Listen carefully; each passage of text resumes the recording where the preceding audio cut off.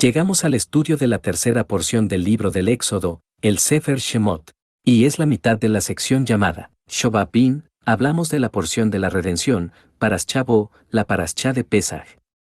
Éxodo 13:16. Te será, pues, como una señal sobre tu mano, y por un memorial delante de tus ojos, por cuanto Dios nos sacó de Egipto con mano fuerte. De este versículo se inspira la Hagá de Pesaj. La palabra Agadá significa relato. Ve, y Gadá, y lo contarás. La Agadá es un librito que contiene el Seder de Pesaj, el orden en que se debe de conmemorar la festividad de la cena de Pesaj, y contiene también el relato de la salida de Egipto. Este pequeño libro lo escribió Hillel, y su empleo ha prevalecido por más de 2000 años.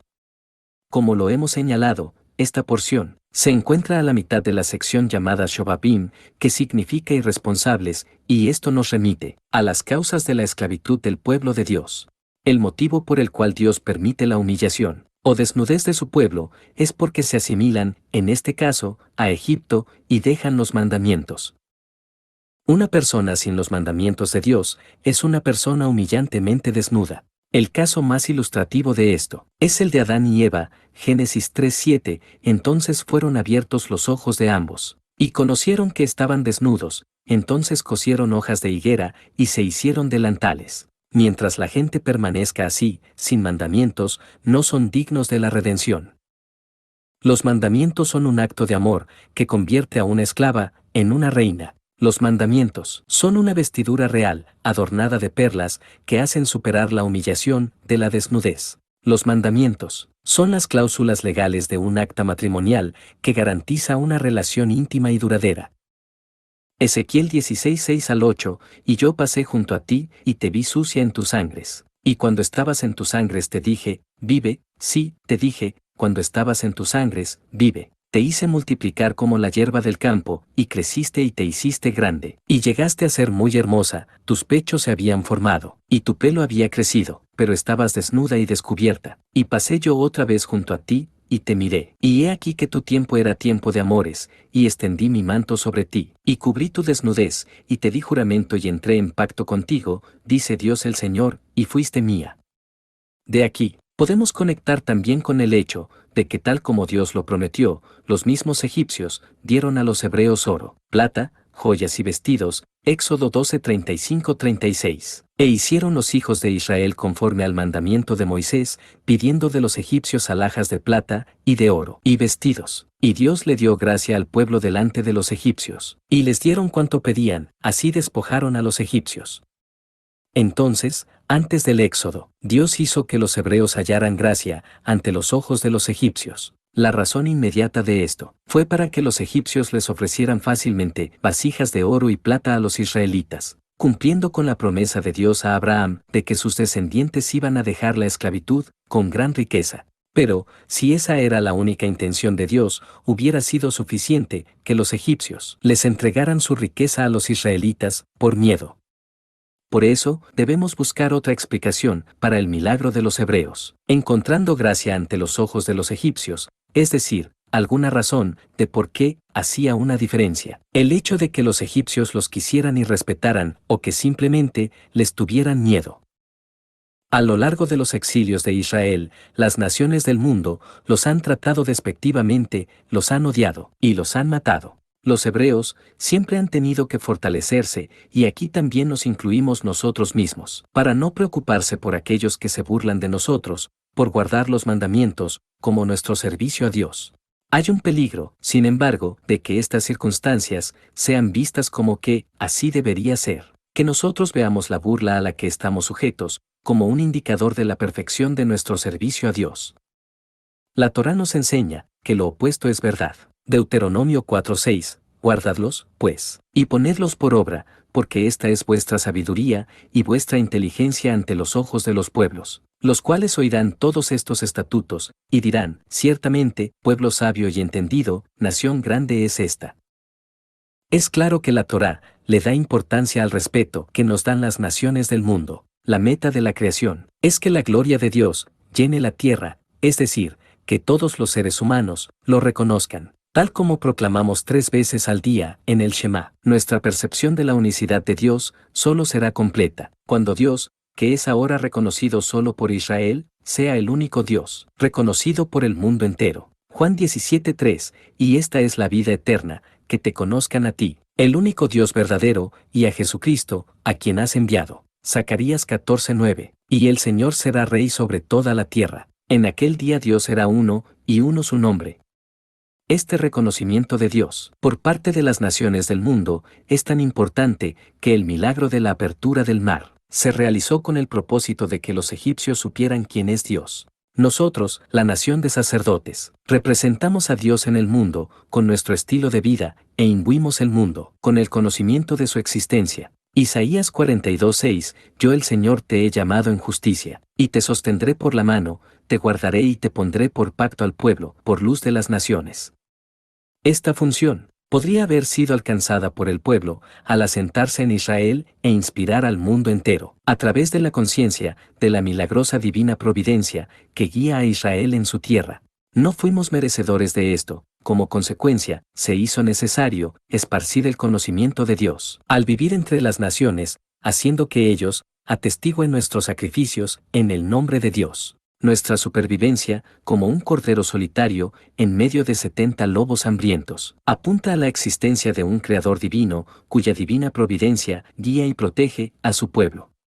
La Torá nos exhorta consistentemente a actuar de una manera que tenga como resultado la santificación del nombre divino, y así ganaremos respeto por ser un pueblo santo y recto. Tenemos prohibido profanar el nombre de Dios, al darle a los incrédulos una razón para criticarnos por una conducta inapropiada. La santificación del nombre de Dios es una faceta del mandamiento de amar a Dios. Este mandamiento incluye un imperativo de llamar a toda la humanidad a servir a Dios y a reconocerlo. El propósito final es que las naciones del mundo deben funcionar idealmente al unísono con nosotros para proclamar y reconocer al Creador. Como representantes de Dios, nosotros debemos finalmente inspirar el respeto y el favor de las naciones del mundo con el objetivo de llenar el mundo con su gloria. Eso ocurre solo cuando nosotros cumplimos adecuadamente los mandamientos, porque una mitzvah cumplida de forma apropiada es divina y perfecta, y solo puede infundir respeto y admiración. Sin embargo, si fallamos en la realización de las mitzvot adecuadamente, entonces somos considerados tontos. El ridículo y la burla serán nuestro destino, porque la mitzvah realizada inadecuadamente no es divina y por eso provoca el ridículo, que luego se esparce y la rodea completamente. El desprecio de las naciones del mundo no es una señal de nuestra perfección, sino de que algo está faltando en nuestro servicio a Dios, que hemos fallado en nuestro rol de llevar una vida de santidad, separada de las naciones, de sus tendencias y de sus estilos de vida. La ley metafísica de que Esaú odia a Jacob nos cuida de la posibilidad de asimilación y autodestrucción espiritual. Pero, cuando cumplamos nuestro rol adecuadamente, todo el mundo querrá tomar parte en nuestro servicio a Dios. Antes de nuestra primera redención, que fue el modelo de la redención final que vendrá, Dios hizo que los hebreos hallaran gracia ante los ojos de los egipcios, para que no olvidemos este ideal. Los egipcios les dieron fácilmente sus vasijas de oro y plata para ayudarles en su servicio a Dios.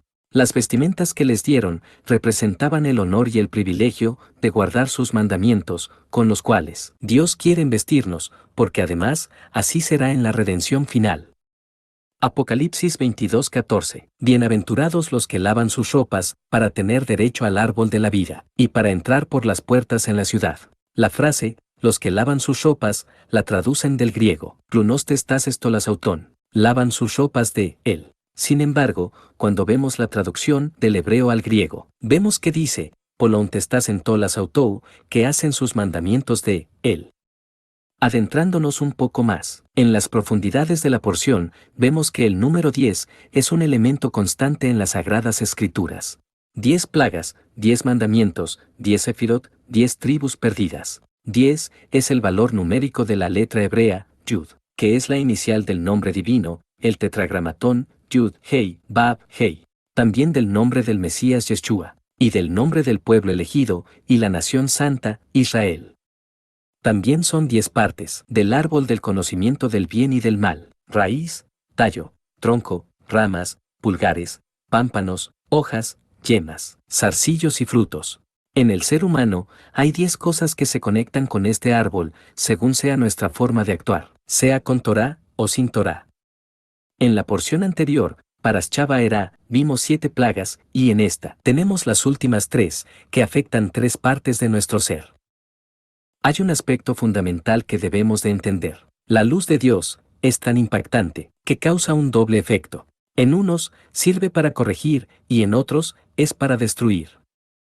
En Paraschá vemos la manifestación de la langosta, la oscuridad y la muerte. Estas vienen a afectar el oído, la vista y la conciencia. En los egipcios, que es la gente sin Torá, representa destrucción. Pero en Israel, que es la gente con Torá, representa corrección.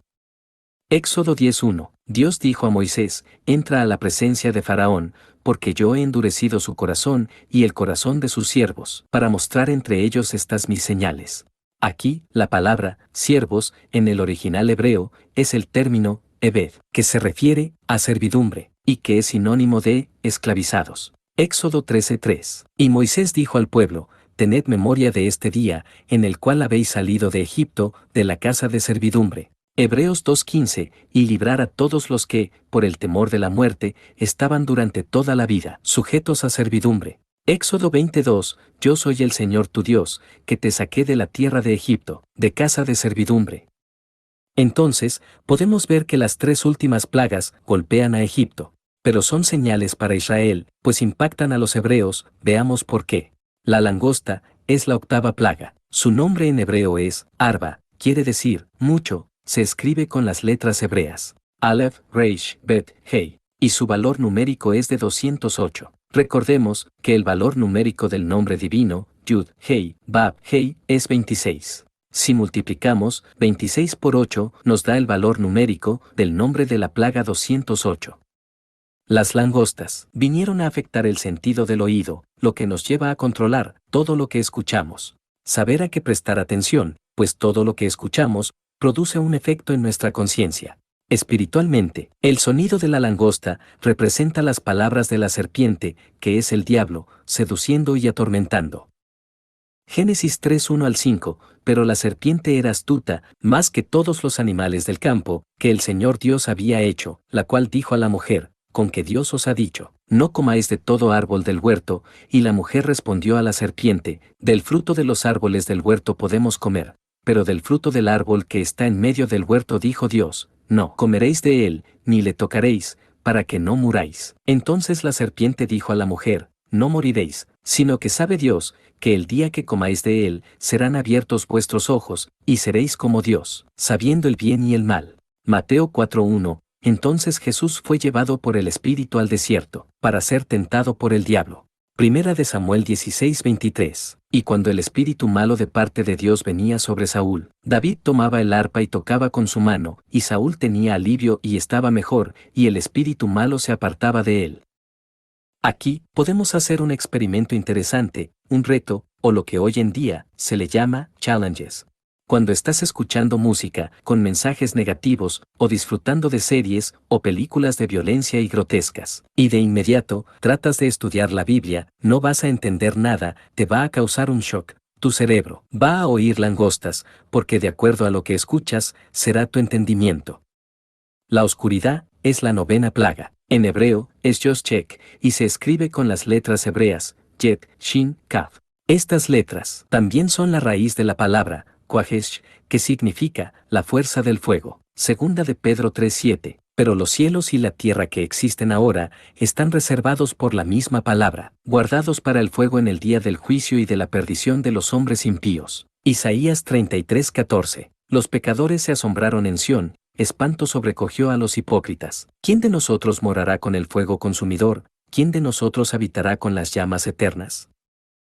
Esto nos revela algo impactante, pues, mientras que en Egipto había oscuridad, en la comunidad de los hebreos había fuego. En esta plaga no murieron egipcios, murieron hebreos. Todos los que estaban convencidos de no salir de Egipto y preferían quedarse a seguir sirviendo a Faraón. Dios trajo la oscuridad a los egipcios para que no vieran la muerte de esos hebreos. Esto nos enseña que Israel no es solo una etnia, sino que aquel que no sigue a Dios no es parte del pueblo. Aunque haya nacido hebreo, es juzgado como pagano. Mateo 18:17, si no los oyere a ellos, dilo a la iglesia, y si no oyere a la iglesia, tenle por gentil y publicano. Entonces, cuando en tu vida tienes dos opciones, y una de ellas es hacer las cosas como Dios manda, y la otra es hacerlas conforme lo hace el mundo, Dios te va a juzgar, de acuerdo a tu elección. La muerte de los primogénitos va más allá de un golpe físico, es un golpe emocional, que derrumba lo espiritual. La palabra, bo, que le dan nombre a esta parashá, aunque se traduce como, ven, y por eso dice, ven a Faraón, también tiene la connotación de, entra, por lo que bien se podría leer como, entra en Faraón, lo cual hace sentido, cuando vemos que esta plaga, más que golpear a Faraón, golpea lo que está dentro de Faraón, el diablo. Ezequiel 29:2-3, Hijo de hombre, pon tu rostro contra Faraón rey de Egipto, y profetiza contra él y contra todo Egipto. Habla, y di, así ha dicho el Señor Dios, he aquí yo estoy contra ti, Faraón rey de Egipto, el gran dragón que yace en medio de sus ríos, el cual dijo, mío es el Nilo, pues yo lo hice. Aunque el término, entra en Faraón, nos da una pista, existe una traducción más propia a la palabra, bo, ¿y qué sería, vamos? Por lo cual, Dios estaría diciendo, vamos a Faraón. Y esto tiene más sentido, si vemos que, en las últimas 3 plagas, Dios actúa de manera más directa, especialmente en el juicio contra los mismos hebreos, que se querían quedar en Egipto, y en la muerte de los primogénitos egipcios. En las 2 últimas plagas, hubo muertes humanas, y esto abre la ventana, para asomarnos al momento de la muerte de un ser humano. Salmo 37:1-2, no te impacientes a causa de los malignos, ni tengas envidia de los que hacen iniquidad, porque como hierba serán pronto cortados, y como la hierba verde se secarán. Proverbios 2:21-22, porque los rectos habitarán la tierra, y los perfectos permanecerán en ella, mas los impíos serán cortados de la tierra, y los prevaricadores serán de ella desarraigados. El nivel más alto de impiedad en una persona está en la envidia, la voracidad y el honor. Estas son las raíces de la muerte. Los que nacen, están destinados a morir. Los muertos, están destinados a resucitar. Los vivos, están destinados a ser juzgados, porque Dios es soberano. Contra nuestra voluntad, hemos nacido. Contra nuestra voluntad, vamos a morir. Contra nuestra voluntad, vamos a ser juzgados. Porque Dios, es juez justo. El ser humano se conforma de espíritu, alma y cuerpo. Al morir, el cuerpo se va al sepulcro. El espíritu vuelve a Dios, porque de él ha salido. Pero el alma tiene un destino. El alma de cada persona es una obra artesanal de Dios, por eso, cada uno es diferente, por lo cual, el alma es un conjunto de chispas divinas, que están envueltas en un cuerpo etéreo. Como el alma es una manifestación de la creatividad de Dios, entonces, viene siendo una expresión de la luz infinita de Dios. Nuestra alma es una muestra del talento de Dios. Génesis 1:26-27, entonces dijo Dios, hagamos al hombre a nuestra imagen, conforme a nuestra semejanza, y señoree en los peces del mar, en las aves de los cielos, en las bestias, en toda la tierra, y en todo animal que se arrastra sobre la tierra. Y creó Dios al hombre a su imagen. A imagen de Dios lo creó, varón y hembra los creó. Aquí, en este versículo, aparecen en este orden los verbos, hacer, formar y crear. Isaías 43:7. Todos los llamados de mi nombre, para gloria mía los he creado, los formé y los hice. Aquí, en este versículo, aparecen los mismos verbos de Génesis, pero en distinto orden: crear, formar, hacer. Esto nos enseña que Dios hizo cada alma de manera individual, de forma artesanal, cada una con sus propias características. Dios no hace las almas en serie. El alma es lo único de nuestro ser que está hecho con las manos de Dios. El alma es lo único que no es creado por el decreto de su palabra, sino que Dios la hace una a una con sus propias manos. Génesis 2:7, entonces el Señor Dios formó al hombre del polvo de la tierra, y sopló en su nariz aliento de vida, y fue el hombre un ser viviente. Aquí la palabra, ser, en el original hebreo, es el término, nefesh, que es la palabra H5315, del diccionario Strong, y significa, alma, por lo cual, el verso dice, y fue el hombre, un alma viviente. En la eternidad, se mueven 2 tipos de almas. Las almas que escogen servir a Dios en su gloria, estos son los que conocemos, como los ángeles, y las almas que escogen servir a Dios en su creación, y esos somos, los seres humanos. Cuando el alma se inclina por no cumplir con el servicio a Dios, rompe con Dios, y se vuelven indignos, como por ejemplo, los ángeles caídos. Judas 1:6. Y a los ángeles que no guardaron su dignidad, sino que abandonaron su propia morada, los ha guardado bajo oscuridad, en prisiones eternas, para el juicio del gran día. El mundo esclaviza a almas y los tiene en servidumbre, por eso, las personas que no siguen a Dios, viven bajo las tendencias y modas del mundo.